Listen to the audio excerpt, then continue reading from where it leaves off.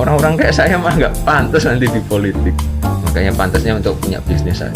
Saya percaya bahwa partai politik penting dalam pemilihan presiden. Saya terima nikah dan jodohnya Kahiyang Ayu binti Joko Widodo dengan mas kawin seperangkat alat sholat dan emas 80 gram dibayar tunai. Jabatan politis itu orang harus punya popularitas dulu ya. Popularitas saya waktu itu udah tinggi. Pas dilihat popularitasnya tinggi, kenapa? Pasti karena sebagai menantu presiden. Selentingan keluar duet Pak Prabowo dan Mas Gibran dijodohkan.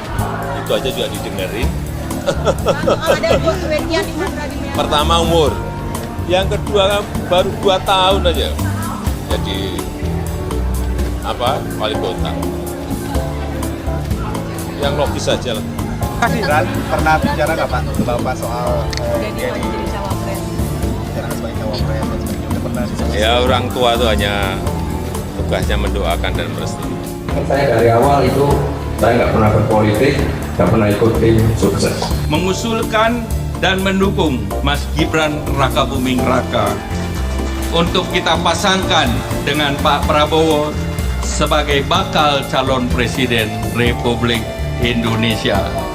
Halo, selamat siang. Saya Gibran Rakabuming mengajak seluruh warga untuk berbondong-bondong ke TPS di 14 Februari nanti untuk memilih PDI Perjuangan dan Pak Ganjar. Terima kasih.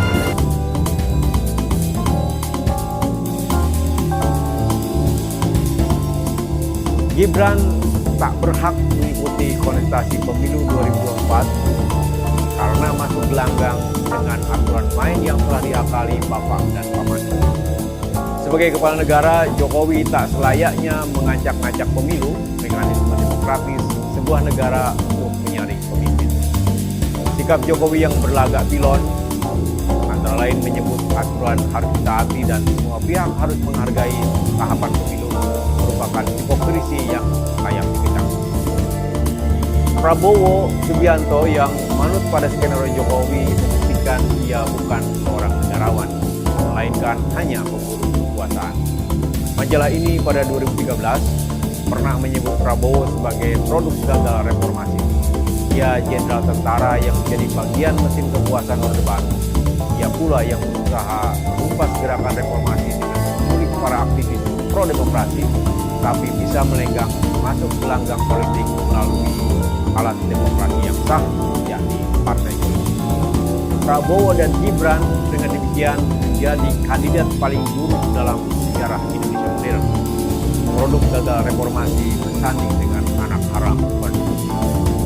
Jika Gibran tak mundur, tatanan bernegara akan makin rusak karena Jokowi kian tergoda menyalahgunakan kekuasaan untuk memenangkan anaknya. Tanda-tanda ke arah sana semakin jelas. Jokowi mengangkat pemimpin tentara dan polisi loyalisnya di posisi-posisi strategis untuk memobilisasi suara. Ia mengganti mayoritas kepala daerah dengan penjabat sementara lewat mekanisme pelaksanaan tugas menunggu pemilihan kepala daerah serentak pada November tahun depan.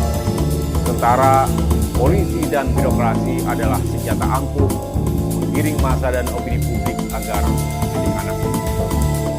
Demokrasi tak sekedar memenangi pemilihan. Demokrasi adalah sistem politik untuk menjaring pemimpin lewat mekanisme yang fair dan transparan. Prabowo dan Gibran jelas diuntungkan dibanding dua kandidat lain karena didukung Presiden Jokowi. Jika terus mengadili hasratnya melanggengkan kekuasaan, Jokowi akan dikutuk sejarah karena membawa Indonesia kembali ke era otoritarian. Simak opini dan liputan selengkapnya di majalah Tempo.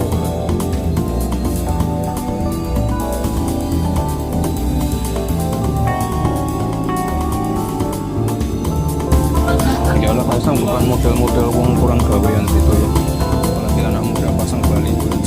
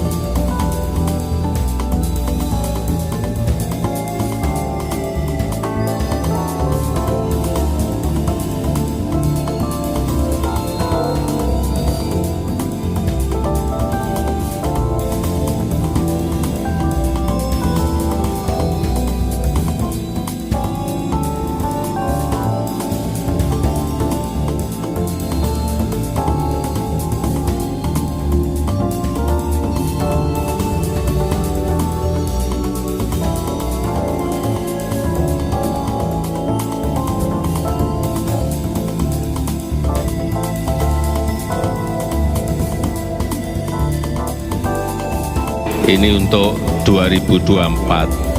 Saya titip untuk semuanya, calon presiden Bapak Ganjar Pranowo. Selamat berjuang.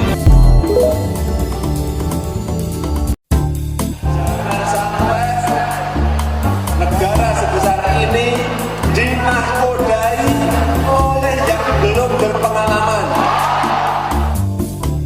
Mengelola orang sebanyak 269 juta itu tidak mudah. Butuh pengalaman. Benar tidak? Pertama umur, yang kedua kan baru buat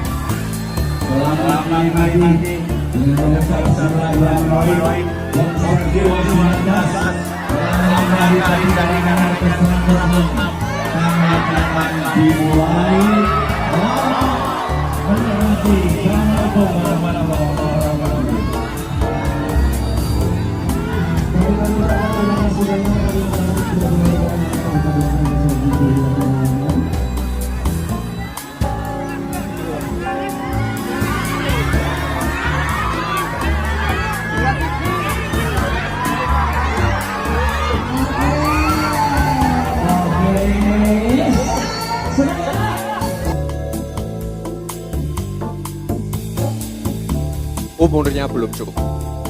Kan lagi diperjuangkan. Ya kan belum tentu gol juga. Kalau sudah gol, oke.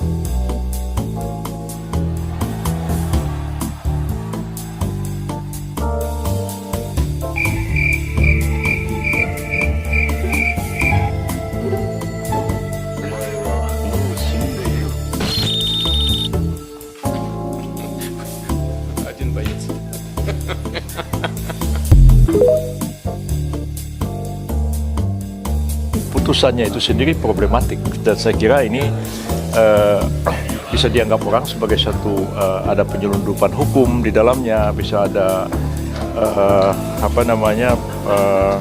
bisa ada kesalahan tidak nyambung dalam putusan itu sehingga kalau dilaksanakan nanti tentu akan menimbulkan permasalahan baru. Kalau saya sih berpendapat itu kalau terjadi pada saya aja terima kasih MK, Anda sudah beri keputusan dan membuka pintu bagi saya di bawah 40 tahun dan kebetulan jadi kepala daerah atau pernah menjadi kepala daerah untuk mencalonkan diri sebagai presiden dan wakil presiden, tapi saya tahu ini putusan kontroversial daripada menimbulkan reaksi di tengah-tengah masyarakat dan menimbulkan permasalahan legitimasi di belakang hari. Ya saya terima kasih, tapi saya nggak usah maju aja deh daripada timbul masalah di kemudian hari. Saya kira mungkin itu merupakan satu cara yang bijak.